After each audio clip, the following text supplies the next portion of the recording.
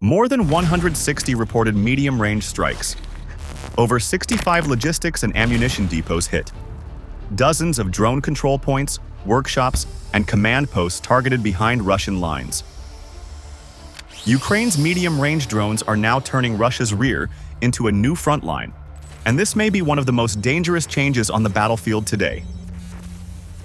For months, Russia has tried to push forward with artillery, infantry, armored vehicles, and long supply routes stretching from Crimea, Donbass, southern Ukraine, and deep inside Moscow-controlled territory. But that old picture is starting to change. Ammunition depots that once sat beyond normal FPV range are no longer safe. Roads that once carried fuel and shells toward the front are now being watched. Air defense systems that protected convoys and command posts are becoming targets themselves. The danger for Russia is not only the number of vehicles destroyed or the fuel sites set on fire. The deeper threat is that the rhythm of Russia's war machine may be slowing down. If shells arrive late, fuel trucks take longer roads, radars stay silent to avoid detection, and convoys wait for air defense cover, then the front line starts to feel the pressure. Stay until the end, because this story is not only about drones hitting targets. It is about how Ukraine may change the battlefield without launching a massive breakthrough. So the real question is this: is Ukraine creating a new turning point, or is this only a short window before Russia adapts? Ukraine does not only need short-range FPV drones near the trenches, and it cannot depend only on expensive long-range weapons for every deep strike. That is the gap medium-range drones are now trying to fill. Close to the front, a normal FPV can be deadly. It can dive into a tank hatch, chase a motorcycle on a dirt road, hit a bunker door, or stop a small infantry group before it reaches a tree line. But that same weapon has limits. Its signal can be blocked, its range can end too early, and Russian electronic warfare can turn a clear attack into a lost drone. On the other side of the battlefield, Ukraine has long-range systems that can hit deeper targets. These weapons can threaten airfields, fuel plants, command centers, and military sites. But they are not cheap, and they cannot be used on every truck, small depot, or radar position behind the first Russian line. A war of many targets needs a weapon that can be used often, not saved for rare strategic strikes. This is where the new layer becomes important. Medium-range drones can reach beyond the immediate trench zone, but they are still flexible enough to hunt operational targets. They can fly toward roads, warehouses, fuel points, radar sites, repair areas, and command locations that help Russian units keep fighting. These targets may not look as dramatic as a bridge or a bomber base, but they feed the front line every day. The change is not only about distance, it is about safety. Russian commanders once had more room behind the front to place supplies, move trucks, and organize troops. A depot several dozen miles back could support artillery. A fuel point could serve armored vehicles. A command post could manage an assault without being under constant FPV pressure. That zone is now becoming more dangerous. Imagine a Russian supply road at night. Trucks move under low light with headlights reduced. A radar vehicle sits farther back, trying to watch the sky. A short-range air defense team waits near a junction. The front line is not visible from that road, but the war has already reached it.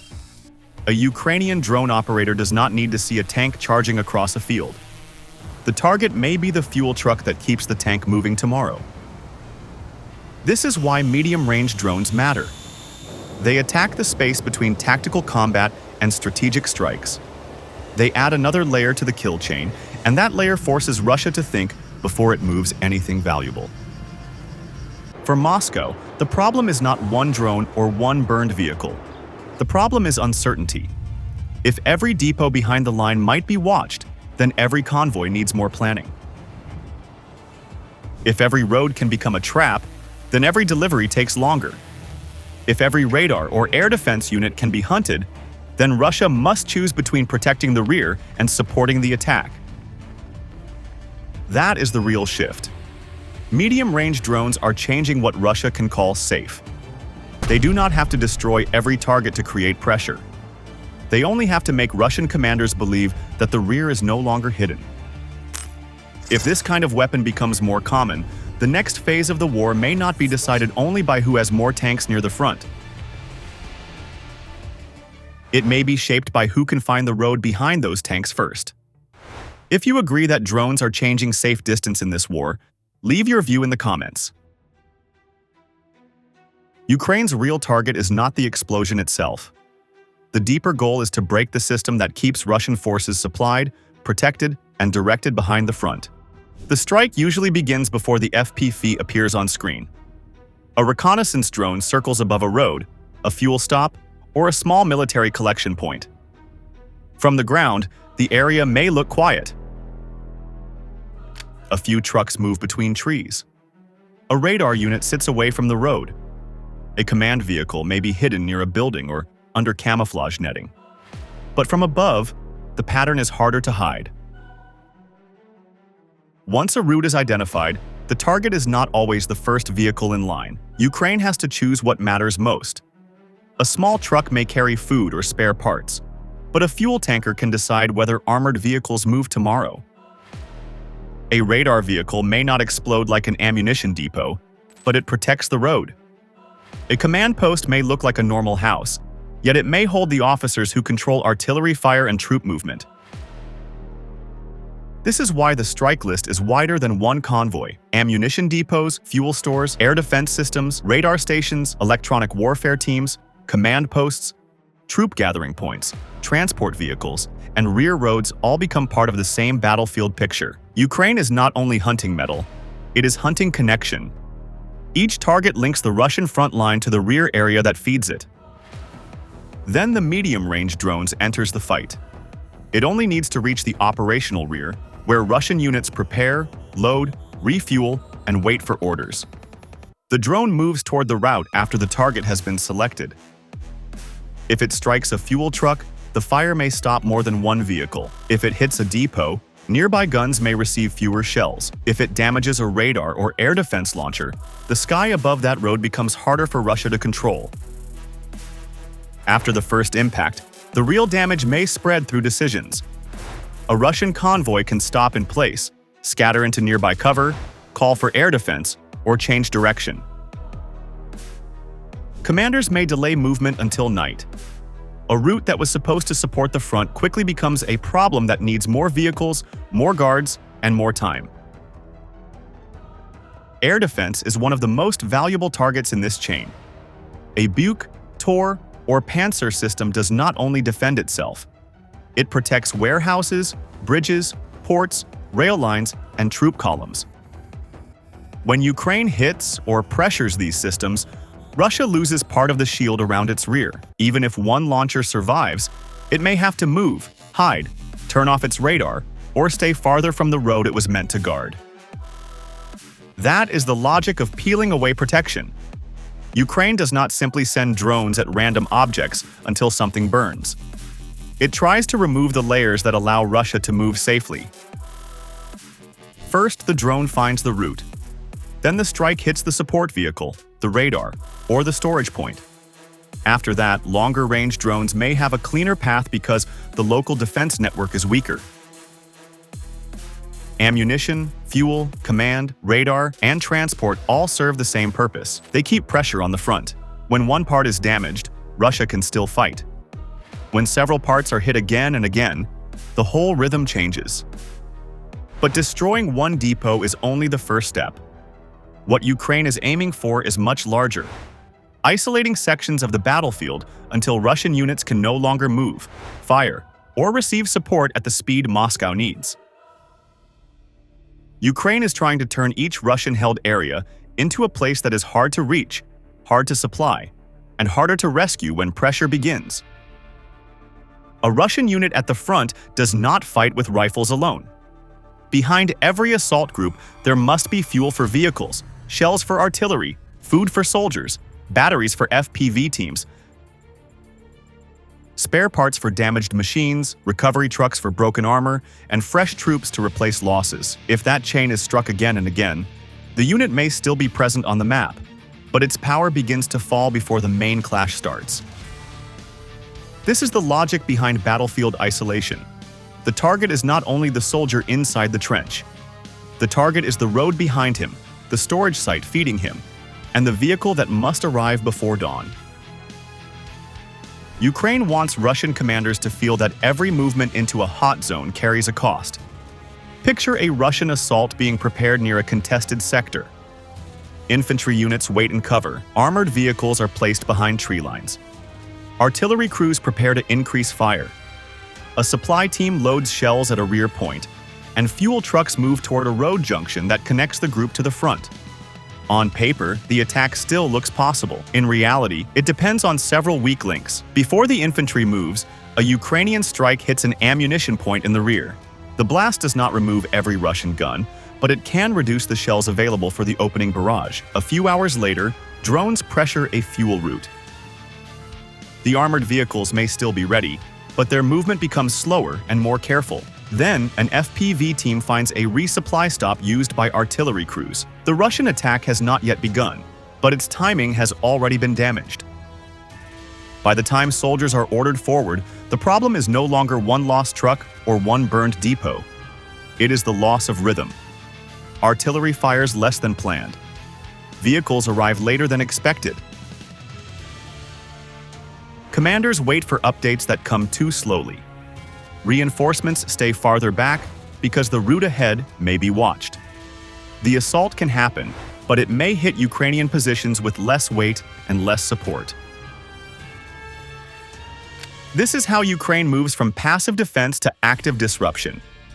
Instead of waiting for Russian forces to rush forward and then trying to stop them at the last moment, Ukraine attacks the preparation stage. It looks for fuel before engines start, shells before guns fire, and the route before the convoy reaches the danger area. Time becomes a target in this kind of war. If Ukraine delays a delivery by 6 hours, that delay can change a battle. If a convoy must wait until night, the unit at the front may lose the moment it needed to attack. If supplies arrive a day late, Russian commanders may have to reduce fire, delay movement, or send troops without the support they expected. The cost rises with every forced change. A longer road burns more fuel. A guarded convoy needs extra vehicles. A hidden depot needs more labor to move and protect. Even when Russia avoids total destruction, it still pays in time, distance, and attention. That is why battlefield isolation can be more dangerous than it first appears. It does not always create a dramatic map change overnight. It turns controlled territory into a trap of delays, detours, and exposed supply points. In modern war, is it more important to destroy the tank at the front or paralyze the supply line keeping it moving? FPV drones may be the eyes over the battlefield, but data and command systems turn those eyes into firepower. That is why Delta matters. It can be understood as a battlefield management system, not a weapon, but a tool that helps Ukraine connect separate pieces of information into one clearer picture. A drone sees movement. A scout reports activity near a road. A satellite image shows a storage area. A frontline unit warns that Russian pressure is rising nearby. When these signals meet on the same map, a target becomes easier to judge. In this part of the war, speed is not only about how fast a drone flies. It is also about how fast commanders understand what they are seeing. A Russian truck on a road may not be important by itself. But if that truck is moving from a known ammunition point toward a firing position, its value changes. If it is protected by radar and heading toward a sector where Russian infantry is preparing to attack, the vehicle becomes part of a larger operation. The scene can begin with one FPV or reconnaissance drone watching a road. At first, the operator may only see dust, tire marks, and vehicles moving between cover. Then another source confirms that a fuel point sits nearby.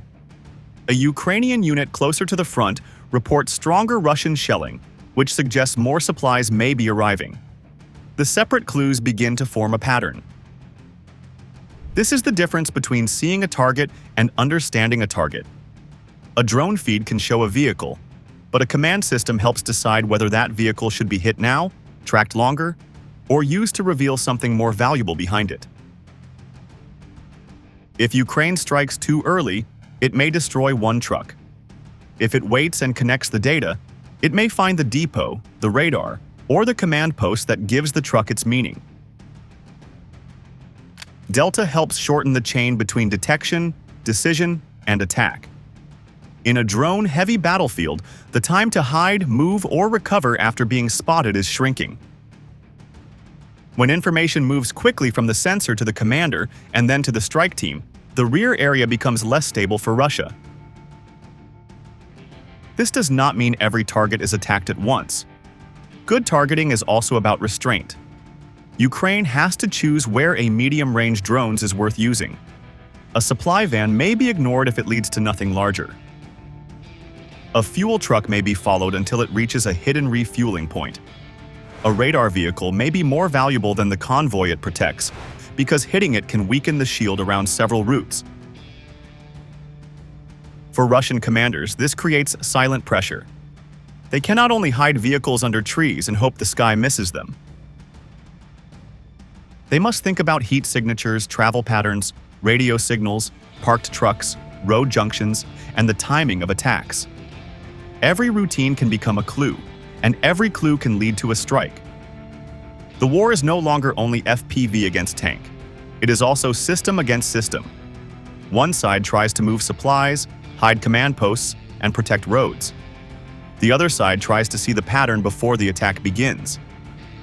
The force that sees first and understands faster can hit with fewer weapons, because the strike lands on the right point. When this data system connects with medium-range drones, Crimea becomes one of the clearest tests. There, every road, port, fuel site, and air defense position may carry more than local value. It may shape the future of Russia's entire southern front. Crimea is not only a political symbol for Moscow, it is also a vital logistics hub keeping Russia's southern front alive. From Crimea, Russia can move fuel, ammunition, troops, repair equipment, and air defense units toward Kherson, Zaporizhia, and Donetsk. The peninsula connects roads, rail lines, ports, storage sites, and command areas into one wider supply system. If that system works smoothly, Russian forces in the south can keep pressure on Ukrainian positions. If it becomes unstable, every front linked to Crimea starts to feel the strain. This is where medium-range drones become strategically dangerous. Their value is not only in hitting one truck on one road. Their value is in making every route out of Crimea harder to trust. A fuel convoy may still leave a depot. A train may still move along a rail line. A command vehicle may still reach a hidden post. But each movement now carries the risk of being watched, tracked, and struck before it reaches the battlefield. The main roads remain vital, but the secondary routes may become just as important. When Ukraine threatens a direct road, Russia can shift traffic to a smaller path. When that path is watched, convoys have to split into smaller groups, move at night, or wait for air defense cover. The movement does not stop at once, but it becomes slower and easier to disrupt. A typical movement can begin far from the front. Fuel trucks gather near a storage point. Ammunition vehicles wait behind them. Air defense crews scan the sky near a junction. Nearby, an electronic warfare team tries to protect the convoy from drone control signals. On paper, the route looks protected. In practice, each layer creates another target. If a drone finds the fuel trucks first, the strike can weaken the next armored movement. If it hits the air defense system, the road behind it becomes more exposed. If it damages a rail or port facility, supplies may have to move by road, where they are easier to follow. If a storage area is hit, the pressure reaches beyond the military map and affects occupation management inside the peninsula. Ukraine does not need to destroy every Russian unit in Crimea to create a serious effect. The more realistic aim is to make Russia's presence there more expensive to maintain. Moscow can send more air defense systems to guard roads, bridges, ports, and depots, but those systems must come from somewhere. If more protection is pulled into Crimea, other sectors may receive a thinner shield. The same logic applies to distance. If Russia moves depots farther back, supplies take longer to reach the south. If fuel travels through longer routes, the network burns more of the resource it is trying to deliver.